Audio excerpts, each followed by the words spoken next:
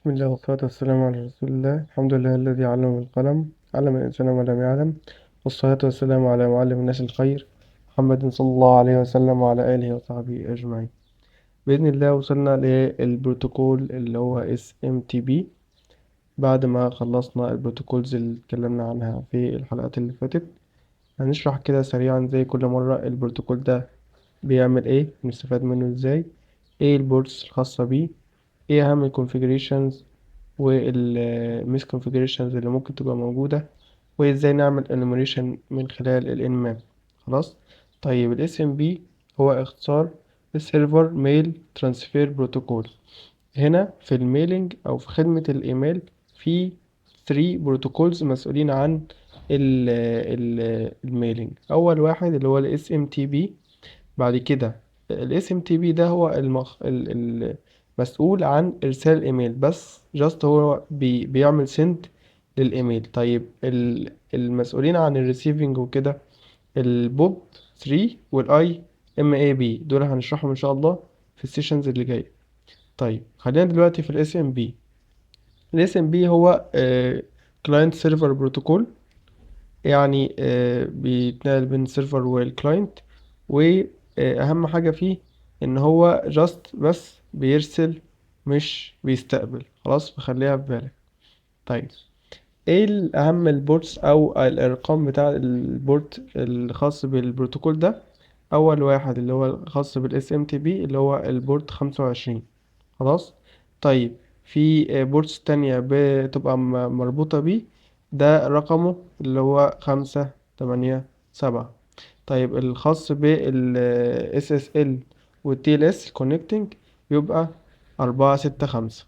خلاص. فأنا بيقولك لو لقيت إن 25 بس هو المفتوح، يبقى في غالبا في حاجة غلط، يعني إما misconfigurations يا إما الحاجات، يعني ده على قديمه زي ما بيقولوا. طيب لو الرقم ده هو اللي موجود معاك في البورت، يبقى مطلوب منك تعمل authentication ولازم يوزر نيم وباسورد. طيب يقول لك ان اول حاجه بتخش لو في اوثنتيكيشن بتخش باليوزر نيم والباسورد، وبعد كده تقدر تعمل ايه، تعمل تبعت ايميلز او كده. لكن لو مفيش اوث فبيبقى اسمه حاجه اسمها اوبن ريلاي، او ان اي حد يعمل يبعت اي ايميل من خلال السيرفر الخاص بالشركه. جميل. طيب زي ما قلنا اهم مشاكل اس ام تي بي ان هو مفيش delivery confirmation، يعني ما بيقدرش يوثق من اللي بعت الايميل. وكمان لو مفيش authentication ده بيفتح مجال كبير للميل سبوفنج، ان انا انتحل شخصية مثلا موظف من الشركة وابعت ايميل للمدير او ايا كان واعمل السبام. اوكي. طيب في حطوا كذا سيرفيس كده بتمنع اللي احنا اتكلمنا عليه فوق، اللي هي ال DKIM وال ASB وال SPF والأخيرة دي. دول وظيفتهم ايه؟ ان هم يمنعوا السبوفنج والسبام. جميل. طيب هنخش بقى في العملي ونشوف الكومنتس الخاصة بالسكشن هنا. اول حاجه لازم نعرف الكونفيجريشنز المهمه زي اي بروتوكول. فاحنا هنا ده الفايل الخاص بالكونفيجريشنز، وكده انا بعمل فلترنج كده علشان ايه، اجيب بس الكونفيجريشنز اللي شغاله مش اللي معمول لها كومنت. خلاص. دي اهم الكومنتس. اهم كومنتس هنا او اهم كونفيجريشن هنا موجود اللي هو ماي نتوركس. الماي نتوركس دي بيبقى وظيفتها ايه، ان انا بقول له مين اللي مسموح لهم يبعتوا ايميل من خلال السيرفر ده هنا. فانا حددت تو نتوركس، لكن لو فتحتها خليتها 000، فانا كده فاتحها اوبن ريلاي، وده طبعا ما ينفعش، يعني ده مس كونفيجريشن كبير جدا. طيب هنا شرح كده بسيط عن الاوامر اللي بنستخدمها في الاس ام تي بي. هوريكم دلوقتي في مثال حقيقي. طيب هنا هنبدأ بقى في الانيموريشن. عندنا التلنت زي ما في اخر سيشن كان التلنت برضو شغال معانا. ان احنا التلنت بنستخدمه ازاي؟ بنكتب تلنت وبعد كده الاي بي الخاص بالتارجت، وبعد كده رقم البورت. اوكي. طيب هو بعد كده بيعمل trying to connect. بعد ما بيعمل connect لو مفيش authentication بيقول لك تمام كونكتد ومفيش مشاكل. طيب انا اول حاجه بقول له انا مين، بعرفه بنفسي، فانا بقول له هلو، ده في الفيرجن القديم، واديه الايميل الخاص بيا. اوكي، فهو بيقول لك تمام انا اتعرفت عليك، وده دلوقتي حديثا اللي هي بنكتب AHLO. طيب فايدة الأمر ده إيه؟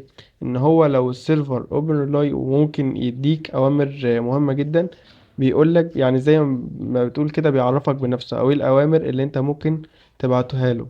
خلاص.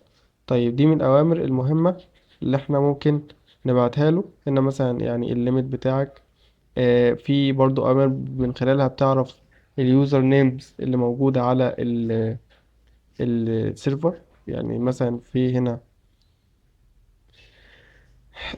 الفيريفاي هنا من خلاله بقدر يعني بشكل شبه متأكد ان انا بشوف هل في يوزر ولا لا. فانا مثلا بقول له فيريفاي يوزر نيم اسمه روت، هل عندك يوزر نيم اسمه روت؟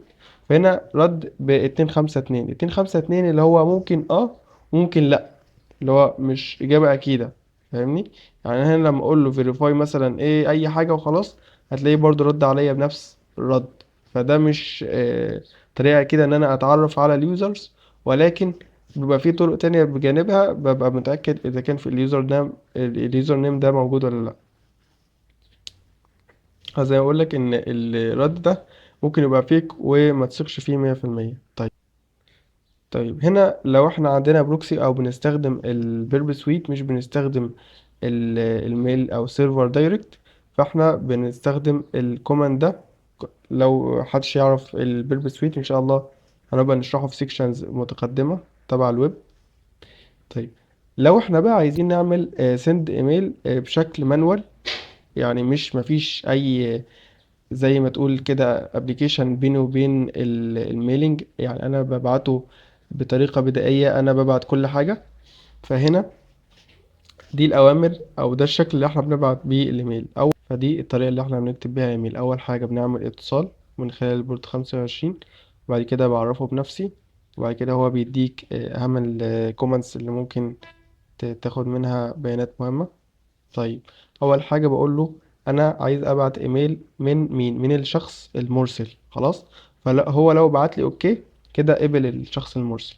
طيب دي من اهم النقط، ان انا ببعت له عايز ابعت الايميل لمين، ده الشخص المرسل اليه.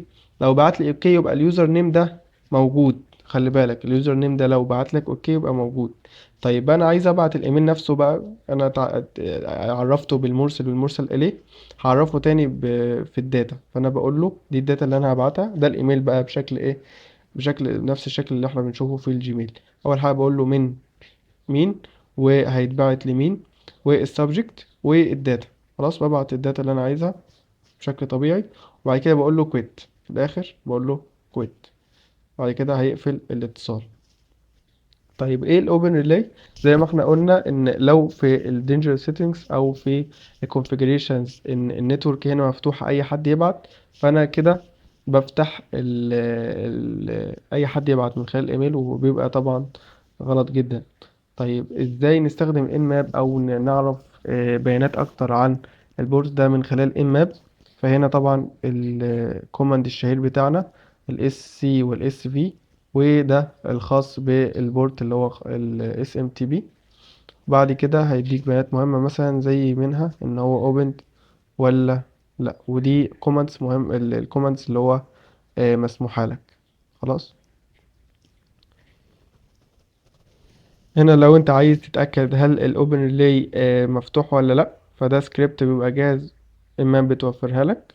فده السكريبت بتاخده كوبي بيست وبتبعته. لو بعتت لك ان هي 16 من 16 تيست اتعمل الباص، فكده في الاوتبوت كده ان الايميل ده او الميل سيرفيس دي معمول لها اوبن ريلاي، وده طبعا باب كبير من ابواب الاتاكس. يعني بيقول لك ان هو البيهايند ذا سين ازاي بعرف ازاي ان هو اوبن ريلاي، ان هو بيعمل شويه اختبارات كده، يبعت ايميلز او كده، ومن خلالها بيقول لك يعني زي ما بيقول لك بيجرب تكنيكس مختلفه، ومن خلالها بيعرف الدومينز، الادريسز، راوتنج تريكس وكده، وبيديك في الاخر معلومات مهمة. تمام. طيب كده الحمد لله خلصنا ال SMTP، وهنخش في البروتوكول اللي بعده.